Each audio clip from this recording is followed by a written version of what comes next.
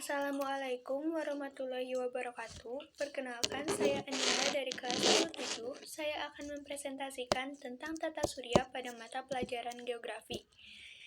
Tata surya adalah kumpulan benda langit yang terdiri dari planet beserta satelitnya dengan matahari sebagai pusat peredaran. Tata surya merupakan sistem antariksa yang saling terikat gravitasi, di mana terdapat matahari dan benda-benda lain yang mengitarinya secara langsung maupun tidak langsung. Berikut ini adalah teori mengenai tata surya. Disebutkan bahwa teori awal yang terkenal membahas tata surya adalah teori geosentris yang dikemukakan oleh Claudius Ptolemaios. Teori ini menyebutkan bahwa bumi merupakan pusat dari tata surya.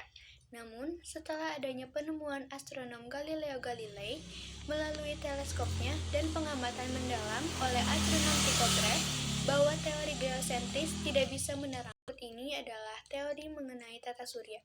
Disebutkan bahwa teori awal yang terkenal membahas tata surya adalah teori geosentris yang dikemukakan oleh Claudius Ptolemaios. Teori ini menyebutkan bahwa bumi merupakan pusat dari tata surya.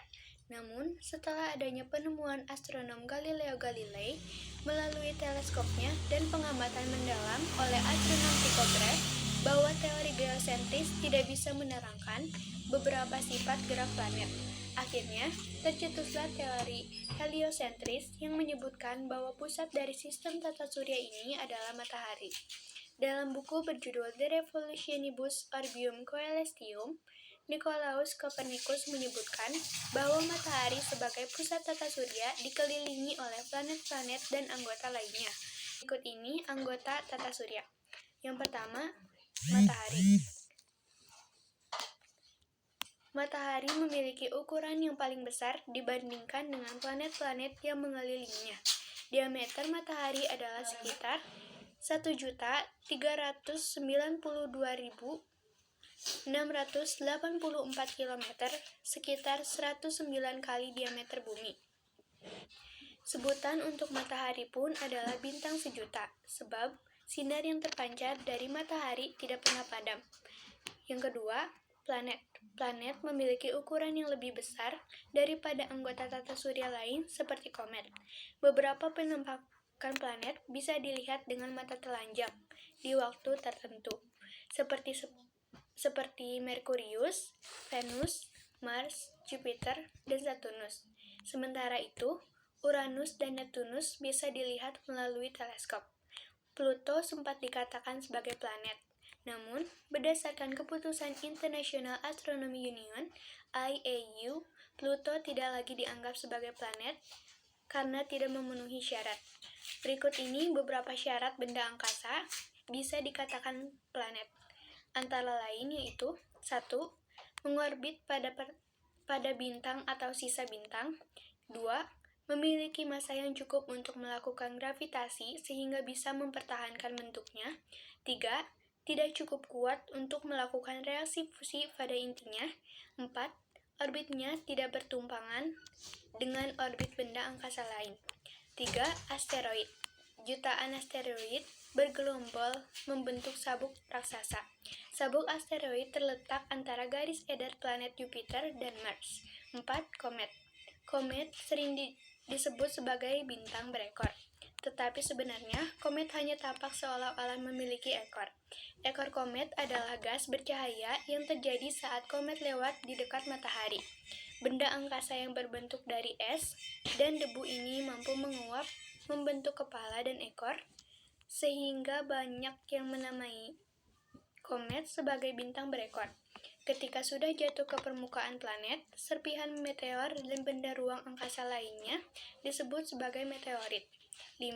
Satelit. Satelit tidak menghasilkan cahaya sendiri, melainkan memantulkan cahaya matahari yang jatuh ke permukaannya.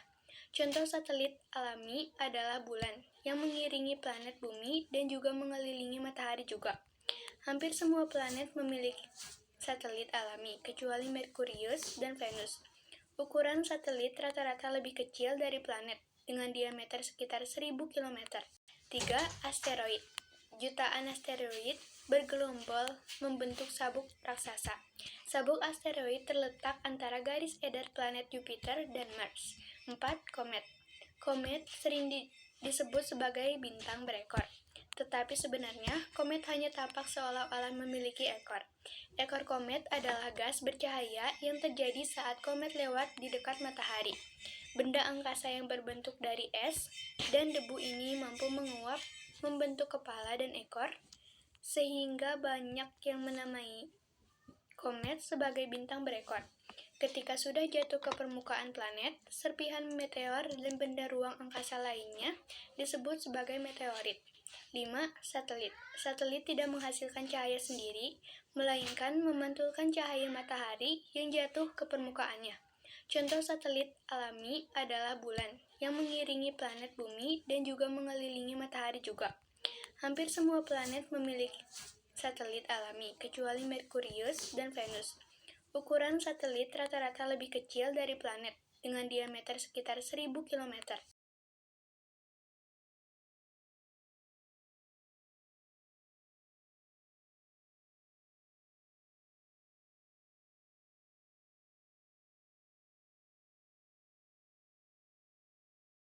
Jadi, kesimpulan dari tata surya adalah tata surya merupakan kumpulan benda langit yang terdiri atas sebuah bintang yang disebut matahari dan semua objek yang terikat oleh gaya gravitasinya. Sekian dari saya, jika ada kurangnya, saya mohon maaf yang sebesar-besarnya. Semoga apa yang saya sampaikan berguna untuk diri saya sendiri dan banyak orang pada khususnya. Sampai jumpa kembali dan terima kasih. Wassalamualaikum warahmatullahi wabarakatuh.